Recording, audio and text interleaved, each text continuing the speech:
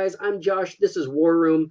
We're back to talk about some props again. Now, if you've ever watched the podcast or seen some things on this channel, you might have heard us talk about our flags. Something we were really proud of when we first made them, and they've continued to sort of grow and change. Now, what I'm here to sort of talk about is using flags that are fun, engage the players, and are easy to see from across the field, because that was really our thing.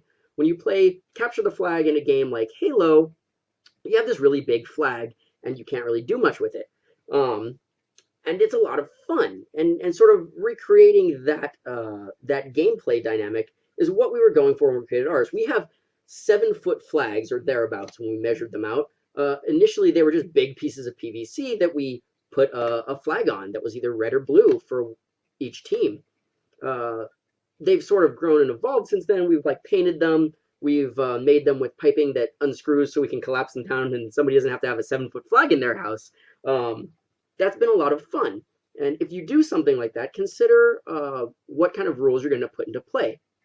So, for instance, when you have the flag in our games, we don't allow you to drop it.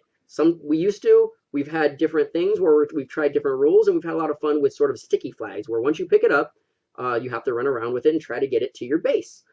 Maybe those rules are different for your games, but consider having flags that are large and cumbersome to sort of take that person out of the game. We don't allow people to be returning fire back while they are in possession of the flag, so it really creates that group dynamic where once they have it and they're heading back to base, the rest of their team needs to sort of come together to protect that person because they can't fire back themselves.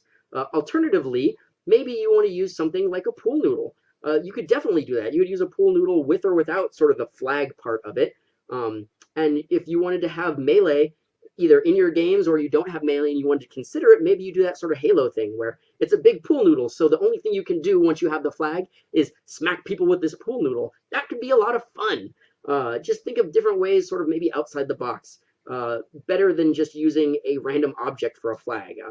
I've done that for games before where we said, hey, we don't have anything. I've got a Coke bottle and I have a water bottle. Let's use them as flags. And that's fun, but from across the field, people might not know that someone has the flag, and it's just less engaging to the players. So it's a lot of fun to sort of see that big flag going off.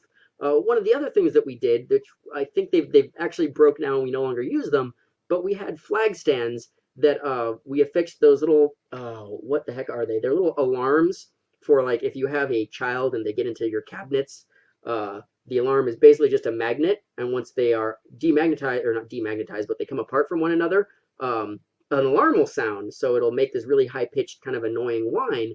And we had those for quite some time attached to our flags and attached to the flag base, so when the flags were there and at home base, everything was fine, but when someone grabbed the flag when they were going to head back to their base and they were capturing it, an alarm would sound, and that was super awesome. People loved it.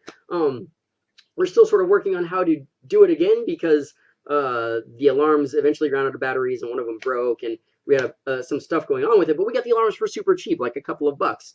So think of doing interesting, cool, fun things like that to engage those players, bring them in and really give them that extra bit of showmanship and a bit of fun that they can have, that sort of just wow, that's just an extra thing that we never thought that we needed. We all know the rules to capture the flag, but that really gave it that much more excitement and fun to it.